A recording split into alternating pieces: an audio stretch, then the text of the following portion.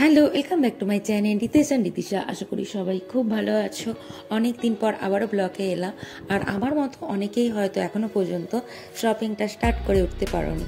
তো আজকে সানডে ভাবলাম যাই শিবপুর অবনী মলে গিয়ে সেখানে শপিংটা স্টার্ট করি। তো প্রথমেই আগে যেটা করতে হবে, বাইকটা জমা রাখতে হবে। এত বাইক, সেটা দেখে সত্যিই মনে হচ্ছে যে আমার মতন অনেকেই এখনও শপিংটা কমপ্লিট করে উঠতে পারেনি বা স্টার্ট করে উঠতে পারেনি।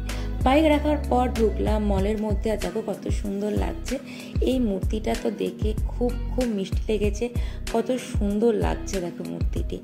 আজকে তোমাদের সাথে শেয়ার করব তাতান তন্নি বাইরে বেরিয়ে কতটা শান্ত থাকে, কতটা ভালো থাকে, আমাদের একদম ডিস্টার্ব করে না।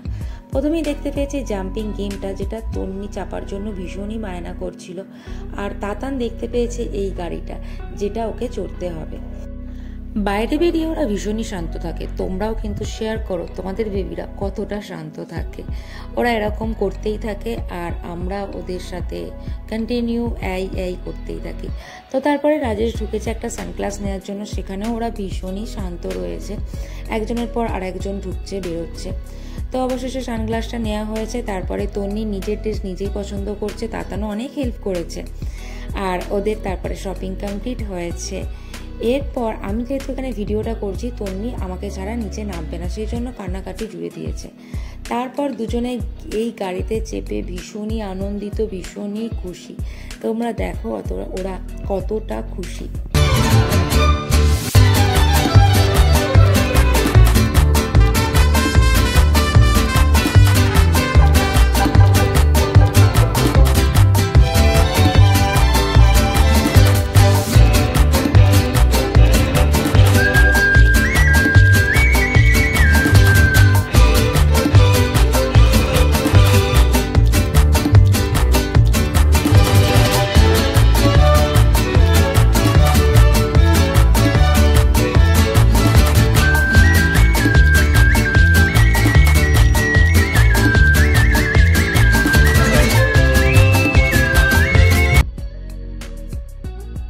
এখানে যে মডেলগুলো দাঁড় করানো রয়েছে বিভিন্ন পোষে দাঁড়িয়ে আছে।